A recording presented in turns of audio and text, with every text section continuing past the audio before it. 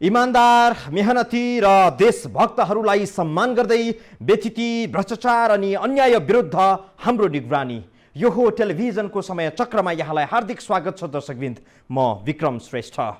नेपालका दुई शक्तिशाली मुलुकहरू भारत र चीन बीच सीमा विवाद उत्कर्षमा पुगेको छ। सीमा समस्या समाधानका लागि दुई देशको राजनीतिक तहमा वार्ता भइरहँदा सीमामै दुई देशका सेनाहरू बीच झडप हुँदा भारतले ठूलो नोक्सानी बेहोर्नु परेको छ। झडपमा भारतका कर्णेल सहित 20 सैनिक मारिएका छन्। रड, ढुङ्गा, इट्टाबाट एक आपसमा हानाहान गर्दा यी सैनिकहरू मारिए। शक्तिशाली मुलुकका सेनाहरू यस्तो प्रकृतिको झडपमा परेर मारिदा धेरैलाई अनौठो पनि लागेको छ। आखिर क्षति त भइ नै सकेको छ दर्शकवृन्द। सोमबार राति भारतीय र चिनिया सैनिक बीच भएको गैर हतियारवाला भिडन्तमा भारतका 20 सैनिक मारिए। आधुनिक हतियारले लेस दुवै सेना बीच कुनै प्रकारको गोलाबारी वा गोली हानाहान भएको थिएन, तर मारिए भारतका 20 सैनिक। चिनिया पक्षले आफ्नो तर्फको क्षति सार्वजनिक गरेको छ। सीमाका विषयमा दुई देशबीच औपचारिक युद्ध विराम भएको 45 वर्षपछि पहिलो पटक यस्तो भिडन्त भयो। यो भिडन्त हुनुको कारणबारे चिनिया पक्षले भनेको छ, भारतीय सैनिकहरूले आफ्नो प्रतिबद्धता उल्लङ्घन गरे। उनीहरूले आफ्नो सीमा पार गरेर चिनिया भूमिमा प्रवेश गरे। उनीहरूले जानीबुझी चिनिया सैनिकहरूलाई नियन्त्रण रेखामा आएर उत्तेजित पारे। यही कारणले यति ठूलो क्षति भयो। चिनिया समाचार एजेन्सी सिन्हुवामा उल्लेख भए अनुसार पिपुल्स लिबरेसन आर्मी PLA का पश्चिमी थिएटर कमान्डरका प्रवक्ता चाङ सुईले भनेका छन्, यस्तो क्षति नहोस् भन्नका लागि भारतले आफ्ना सैनिकहरूलाई उत्ताउलो हुनबाट रोक्नुपर्छ र वार्ताको माध्यमबाट विवाद समाधान गर्नुपर्छ। सेनाको नेतृत्वले के गर्छ, पाकिस्तानको भन्दा हामी अगाडि केही गरेर देखौँ, उसलाई पनि एउटा एम्बिसन छ। माथिल्लो लेभलबाट एउटा सानो हिन्ट्स जान्छ तल्लो ट्याक्टिकल लेभलमा। के किन गरौँ भन्दाखेरि यो काश्मीरको इस्युहरूमा यो उच्छृङ्खल कुराहरू देखिन्छ। अहिले डोकलामको इस्युमा यो उच्छृङ्खल कुराहरू देखियो। के वास्तवमा भारतीय सेनाले भारतको लद्दाखको हिमाली उत्तरी सीमामा पर्ने गलवान उपत्यकामा नियन्त्रण रेखा पार गरेको थियो त? वास्तवमा यो प्रश्नको जवाब भारतीय पक्षले दिएको छैन। भारतीय सेनाले अनुशासन गुमाउँदा यस्तो घटना भएको दाबी चिनिया पक्षले गरेको छ। शिक्षा नै गलत भनेर त हामीले भन्न अलिकति गाह्रो छ, तर अलिकति उग्र राष्ट्रवाद चाहिँ नि डेफिनेटली अहिले पछिल्लो समयमा त्यो देखिन आछ। अब त्यसमा चाहिँ नि विभिन्न अब राजनैतिक कारणहरू पनि छन् हैन। सेनाकै हिसाबले सेना उन्मत्त भएर हिँडेको त्यस्तो त इन्डियन आर्मी धेरै डिसिप्लिन फोर्स पनि हो पहिलेदेखिको, र धेरै लडाइँहरूको अनुभव भइसकेको, धेरै चाहिँ नि आन्तरिक व्यवस्थापनमा पनि भारतीय सेनाको इन्भल्भमेन्ट भएको एउटा चाहिँ नि विश्वको राम्रो सेनामध्येको चाहिँ नि उसमा आउने नै फौज हो। त्यसो हुनाले हामीले उनीहरूको दीक्षा नै गलत भयो भनेर भन्न त त्यति हामी भन्न सक्दैनौँ र हाम्रो त्यो कन्सर्न पनि होइन। तर डेफिनेटली एउटा चाहिँ नि के बुझ्न आछ भने जब राजनैतिक रूपबाट अलिकति उच्छृङ्खल र उग्र राष्ट्रवाद बढ्छ भने त्यसको असर चाहिँ नि सम्पूर्ण राष्ट्रलाई पर्छ। सेनालाई च्यापेर जुन अहिले उहाँले एउटा प्रोभोक गरिनु भएको छ, केही गर गर गर दुई दुई दुई स्याबास स्याबास स्याबास। अब चिफलाई स्याबास पाएपछि के गर्छ भन्दा चिफले माथिदेखि तल्लोको समय स्याबास दुई दुई समथिङ। अब तल्लो कमान्डरले के गर्छ भन्दाखेरि मैले चाहिएले दुई ढुङ्गा अनि मलाई तकमा आउँछ। हेर्नुहोस् है, त्यो लोकल टेक्निकल कमान्डरको यो पाउँछु त्यो पाउँछु, म यस्तो नाम आउँछ मेरो। त्यसले भोलि गएर स्टार्टिङ लेभलमा के हुन्छ त्यसले कहिले पनि सोध्दैन। ट्याक्टिकल कमान्डर कहिले पनि सोध्दैन। हेर्नुहोस् त्यो कुरा।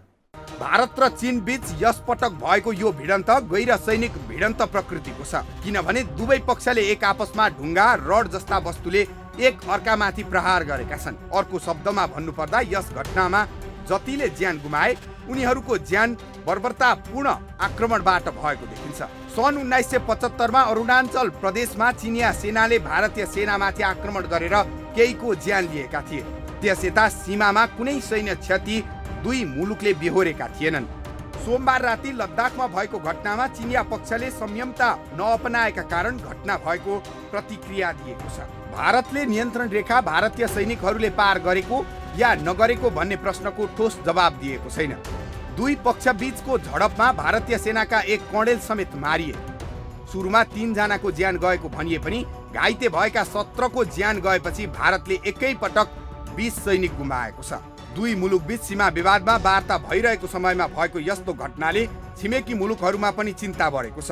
अझ भारत र चीन बीच रहेको नेपालमा पनि स्वाभाविक रूपमा चिन्ता बढेको छ।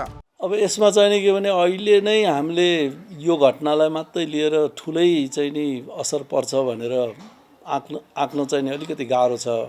तर डेफिनेटली के भन्दाखेरि भारत र चीन हाम्रो सबैभन्दा नजिकको मित्र राष्ट्र भएको हिसाबले दुईटा यस्तो टेन्स स्टेजमा बस्नु यो चाहिँ नि पक्कै पनि राम्रो होइन र केही गरी यो अलिकति स्केलेट भयो भने त्यसको प्रत्यक्ष अप्रत्यक्ष रूपबाट हामीलाई डेफिनेटली असर पर्छ। सीमाको विषयमा भारतको विवाद नेपालसँग पनि छ। पाकिस्तान त भारतको परम्परागत शत्रु नै हो। यसैगरी एसियाका यी दुई महाशक्ति मुलुक बीचको यो तनावको प्रभाव क्षेत्रीय राजनीतिमा पनि पर्न सक्छ। तर पनि धेरैजसो विज्ञहरूले भारत र चीन बीच यही घटनाकै कारण युद्धको सुरुवात चाहिँ नहुने आकलन गरेका छन्। यो चिजहरू यो भारतको र चीनको युद्ध त हुँदैन। हेर्नुहोस्, यता आफ्ना 20 सैनिक मारिएपछि भारतीय मिडियामा यो विषयले ठुलो कभरेज पाइरहेको छ। तर चिनिया मिडियाहरूमा यो घटनाले खास महत्त्व पाएको देखिँदैन। अझ चिनिया अधिकारीहरूले पनि यो घटनालाई ठुलो महत्त्व दिएर अभिव्यक्तिहरू दिइरहेका छैनन्। लद्दाख घटनालाई लिएर खुल्ला प्रजातान्त्रिक मुलुक भारतमा मचिएको हंगामा र अनुदार कम्युनिस्ट मुलुक चीन बीच देखिएको रहस्यमय मौनता निकै अनौठो र महत्त्वपूर्ण छ।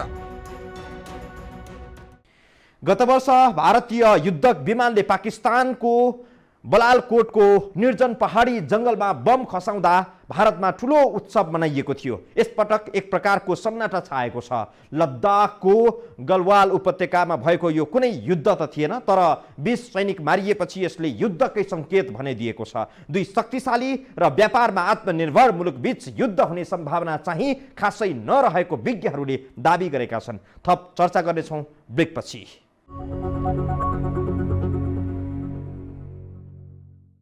लद्दाख घटनापछि सीमामा भारतले गर्ने उत्ताउलो हरकतमा कति परिवर्तन हुन्छ भन्न सकिन्न, तर दुई देशका विदेश मन्त्रीहरू बीच टेलिफोन संवाद भएको छ। चिनिया विदेश मन्त्री वाङ यी र भारतीय विदेश मन्त्री एस जयशंकर बीच भएको संवाद सीमा विवादको मामिला वार्ताको माध्यमबाट नै हल गर्ने दिशामा केन्द्रित रहेको भारतीय सञ्चार माध्यमहरूले जनाएका छन्। यद्यपि भारतीय सञ्चार माध्यमहरूको भनाइ त्यति धेरै विश्वासिलो छैन भन्ने कुरा विगतका समाचारहरूले पनि दर्शाउँछ। दुई देश बीच सीमा विवाद चलिरहेको बेला कदाचित युद्ध नै भयो भने कसको पल्ला भारी होला भन्ने आकलन पनि हुन थालेको छ। गत वर्ष भारतको कश्मीर पुलवामा भएको विस्फोटमा परेर 40 भारतीय सैनिक जनशक्तिको ज्यान गयो। सो घटनाको जिम्मेवारी आतंककारी संगठन हिजबुल्लाह मुजाहिद्दिनले लियो, तर भारतले यसमा पाकिस्तान सरकारको हात रहेको आरोप लगाएको थियो। संसदीय निर्वाचनको सम्मुखमा भएको सो घटनालाई सत्तारूढ भारतीय जनता पार्टी नेतृत्वको सरकारले उपयोग गर्ने नीति बनायो, जस अनुसार भारतले पाकिस्तानमाथि आक्रमण गर्ने तयारी गर्यो। पाकिस्तानमाथि आक्रमण गरेको र भारतले ठूलो सफलता प्राप्त गरेको खबर फैलाउन सके निर्वाचनमा भारतीय जनता पार्टीको जित निश्चित हुन सक्थ्यो। जस अनुसार 26 जनवरी 2019 को बिहानी रातमा भारतीय वायुसेनाहरू युद्धक विमान सहित पाकिस्तानको खैबर प्रान्तको सानो पहाडी क्षेत्र बलालकोटको निर्जल जंगलमा केही थान बम खसाल्न सफल भए। घटनामा केही रुखहरू ढले, तर भाजपाको गुणगान गाउने भारतीय मिडियाले 300 पाकिस्तानी आतंककारी मारेको खबर फैल्याए। भारतले भन्यो कि पुलवामा भएको हमलाको बदला पाकिस्तानसँग लिएको हो। आफ्नो 100 सैनिक जनशक्ति मारिदा पाकिस्तानसँग बदला लिएको भारतले आफ्ना सेनाको कर्णेल सहित 20 जना मारिदा यस्तो बदला चीनसँग पनि लेला त? लद्दाख पारी भारतले कुनै नामको एयर स्ट्राइक गर्ला? त्यसै हुनाले अब पाकिस्तानको केसमा चाहिँ नि अलिकति सिचुएसन फरक होला र उनीहरूले अब त्यो किसिमको बाटो लिए। अब चीनसँगको उसमा चाहिँ नि एक किसिमको अलि चीन पनि कमजोर छैन, भारत जसरी कमजोर छैन त्यसरी चीन पनि कमजोर छैन र भोलि चाहिँ नि दुईटै उत्तिकै बलिया राष्ट्रहरू लड्यो भनेदेखि समस्याहरू हुन सक्छ। अब पाकिस्तान र भारतको हिसाबमा हेर्यो भने दुईटै न्युक्लियर स्टेट त हो, तर भए पनि पाकिस्तान चाहिँ नि जेनरली इन्डियाको कम्पेरिजनमा कमजोर छ। वास्तवमा भारतको नीति पाकिस्तान विरुद्ध जति आक्रामक छ त्यति चीनसँग छैन। फाट्ट फुट्ट भए पनि पाकिस्तानमाथि भारत आक्रमण गर्न पुगिहाल्छ। तर चिनिया पक्षले प्रत्यक्ष हानि पुर्याउँदा पनि यी दुई महाशक्ति राष्ट्र संयम हुन्छन्। आखिर किन? खासमा सामरिक शक्तिमा पाकिस्तानभन्दा भारत निकै बलियो छ, तर चीनभन्दा भारत केही कमजोर नै छ। युद्ध नै हुँदा चीनमाथि भारत हावी हुन पनि सक्छ, तर यो विजयपछि भारत आफ्नै खुट्टामा उभिन सक्ने होला? यही प्रश्न चीनतर्फ पनि तेर्सिन्छ। आणविक शक्ति सम्पन्न मुलुकहरूबीच युद्ध भयो भने त्यो कति भयावह हुन्छ अनुमान लगाउन कठिन छ। कन्क्लुड नहुने र समस्या मात्रै हुने त्यस्तो किसिमको समस्याहरू लिएर कुनै पनि राष्ट्र स्टेबल हुँदैन, स्थिर हुँदैन। अहिले भनेको विकास हो, हैन, शान्ति हो। विकासको निम्ति अस्थिरता निम्त्याउने त्यस्तो विचार त कसैले पनि राख्दैन होला ठुला राष्ट्रहरूले। आजको दिनमा भारत र चीनको सामरिक शक्ति तुलना गर्दा यस्तो दृश्य देखिन्छ। भारत र चीन। भारतमा सक्रिय सैनिक 13,25,000, चीनमा 23,35,000। भारतमा आणविक बम 120 देखि 130, चीनमा 270 देखि 300। भारतमा सबै प्रकारका सैन्य विमान 2663, चीनमा 3749। भारतमा हेलिकप्टर 646, चीनमा 802। युद्धक हेलिकप्टर भारतमा 19, चीनमा 200। विमानस्थल भारतमा 346, चीनमा 507। भारतमा ट्याङ्कर 6464, चीनमा 9150। भारतमा व्यापारिक मरिन 340, चीनमा 2030। भारतमा सबमरिन 14, चीनमा 68। भारतमा ब्यालिस्टिक मिसाइल 5000, चीनमा 13000। भारतमा पेट्रोलियम उत्पादक 7.7 लाख ब्यारेल प्रतिदिन, चीनमा 41.89 लाख प्रति ब्यारेल प्रतिदिन। तर यतापट्टि चीन र भारतको तुलना गरे भने दुईटै उस्तै छन्। यदा कदा अब अहिले मिलिट्री त्यो स्ट्रेन्थको कुरा नगरौँ, तर हामीले चाहिँ नि एउटा के अनुमान लगाउन सक्छौँ भन्दाखेरि चीन पनि त्यत्तिकै शक्तिशाली छ जति भारत छ। त्यसै हुनाले जब दुईटै उत्तिकै पावरफुल हुन्छन् भने लडाइँ भइहाल्नको निम्ति दुईटैले धेरै सोचेर मात्रै अगाडि बढ्छन्। यो तुलनाले भारत र चीन दुई शक्तिशाली मुलुक हुन् भन्ने स्पष्ट हुन्छ। अङ्कगणितीय तुलनामा भारतभन्दा चीन केही शक्तिशाली देखिन्छ, तर यी हतियार र सैन्य शक्ति तुलना हुने विषय पक्कै होइन। यी दुई शक्ति आपसमा टक्राव भयो भने यसको बाछिटाले नेपाल, बङ्गलादेश, भुटान, श्रीलङ्का जस्ता देशहरू पनि प्रभावित हुने निश्चित छ। युद्धले निम्त्याउने भनेको बर्बादी मात्रै हो दर्शकवृन्द। यो तथ्यबाट भारत र चीन दुवै जानकार पनि छन्। यी दुई देश यसअघि पनि आम्ने सामने भइसकेका छन्। सन् 1962 भएको भारत चीन युद्धमा चीन विजयी भएको थियो। 1 महिना 1 दिन चलेको युद्धमा 722 चिनिया सेना मारिएका थिए। 1383 भारतीय सैनिकको मृत्यु भएको थियो। युद्धमा करिब 1700 भारतीय सेना बेपत्ता भए। यो युद्धपछि चीनसँग भारतले आत्मविश्वास गुमाएको थियो। पछिल्ला दशकहरूमा भारतले सैन्य क्षमतामा सुधार गरेका कारण अब युद्ध भएमा 1962 को जस्तो नहुने भारतको दाबी छ। थप प्रसङ्ग सहित आउनेछौँ ब्रेकपछि।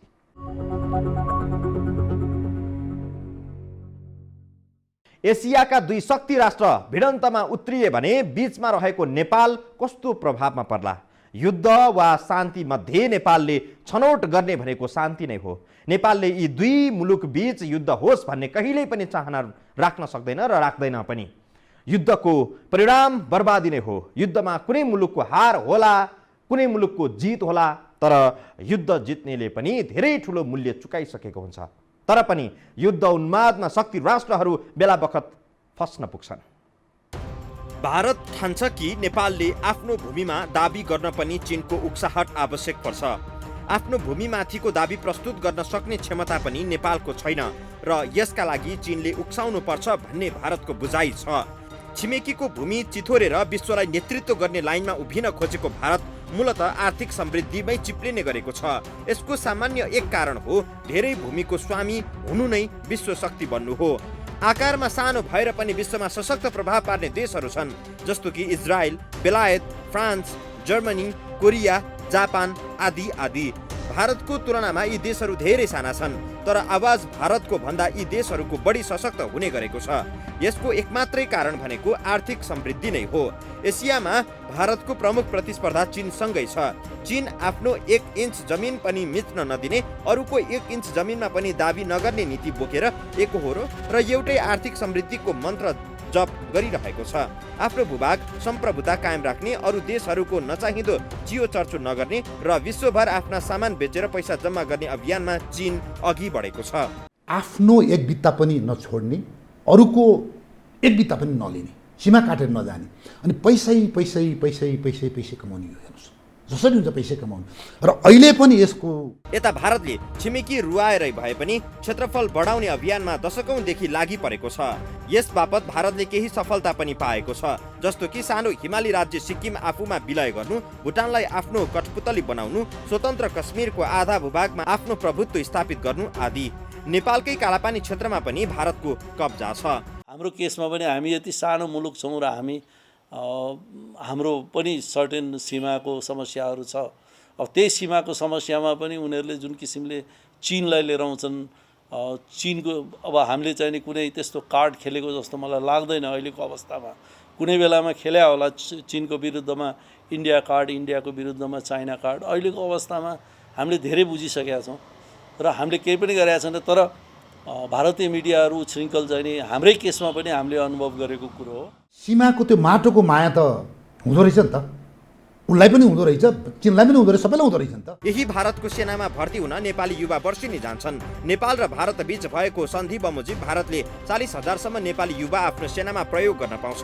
अहिले पनि भारतको सेनामा गोर्खालीहरूको बेग्लै बटालियन छ। यसको लागि त हामी नै चुकेका छौँ। 1947 को जुन ट्राइपर्टाइट ट्रिटी भयो, जुन गोर्खा राइफल्समा चाहिँ नि केही ब्रिटिसमा गए, केही चाहिँ नि इन्डियन आर्मीमा छन्। अब त्यो चाहिँ नि के भन्दाखेरि 1816 जुन हाम्रो सुगौली सन्धि भयो, त्योभन्दा अगाडि नै त्यो लडाइँकै बिचमा ब्रिटिस इस्ट इन्डिया कम्पनीले चाहिँ नि हाम्रो गोर्खाली ट्रुप्सहरूलाई भर्ती सुरु गर्यो 1815 मा, हैन। अनि साइड बाई साइड के भने पन्जाबको त्यति बेला इन्डिपेन्डेन्ट त्यो चाहिँ नि राजा रञ्जित सिंहले पनि लाहोरमा चाहिँ नि भर्ना सुरु गरे। दुई देशबीच भएको सम्झौता अनुसार नेपाली राष्ट्रियता भएका गोर्खाली सेनालाई भारतले नेपालका मित्र राष्ट्र विरुद्ध प्रयोग गर्न पाउँदैन। तर यस्तो व्यवहारमा चाहिँ लागू भएको छैन। आफूले पालेर राखेको सेनालाई नेपालको मित्रको शत्रुको भन्ने कुरा शक्ति राष्ट्र भारतको प्राथमिकतामा पर्ने कुरा पनि भएन। तर यो व्यवहारले नेपाल र नेपाली युवा अनाहकमा मारिने अवस्था छँदैछ। पाकिस्तानसँगको तनावमा त धेरै गोर्खालीको ज्यान गइसकेको छ। मानौ चीनसँग पनि युद्ध भयो भने त्यहाँ पनि गोर्खाली प्रयोग हुने निश्चित जस्तै छ। भारतको दुश्मनी पाकिस्तान वा चीनसँग हुन सक्ला, तर यी दुई देश नेपालका मित्र हुन्। नेपालका मित्र विरुद्ध नेपाली युवा उत्रनु पर्ने दुःखद अवस्था वर्षौंदेखि छ। नेपाली युवालाई विदेशको सीमा रक्षाका लागि सेनामा भर्ना हुन पठाउन आत्मसम्मानको दृष्टिले पनि उपयुक्त हुँदैन। हालसम्म भइरहेको चाहिँ यस्तै छ। स्वदेशी युवाका लागि रोजगारीका अवसर सिर्जना पनि नगर्ने र गोर्खा भर्तीको विरोध गर्ने प्रवृत्ति पनि लामो समयदेखि नेपालमा चलिरहेको छ। अरू देशको सेनामा आफ्ना युवा पठाउनु नेपालका लागि लज्जाको विषय हो। नेपाली युवा भारतमा मात्र होइन, बेलायतमा पनि सैनिक हुन पुग्छन्। यो राष्ट्रिय लज्जाको विषय हो। नेपाली युवाले आफ्नै भूमिको रक्षा गर्नुपर्ने बेला हो यो। छिमेकी मुलुक भारतले नेपालमाथि दशकौंदेखि नङ्ग्रा गाडिरहेको छ, सीमा मिचिरहेको छ। सीमामा भारतीय पक्षबाट अनेक खाले शास्ति त्यहाँका नागरिकले खेप्नु परेको छ। तमाम समस्या आफ्नै देशमा छन्। यस्तोमा अरू देशको सीमाको रक्षाका लागि नेपाली युवा विदेशी सेनामा पठाउनु ठिक होला र? सरकारले अब यसबारे ठोस निर्णय नगरे कहिले गर्ने? समय चक्रको आजको प्रस्तुति सकियो। दर्शकवृन्द, बिदा दिनुहोस्। नमस्कार।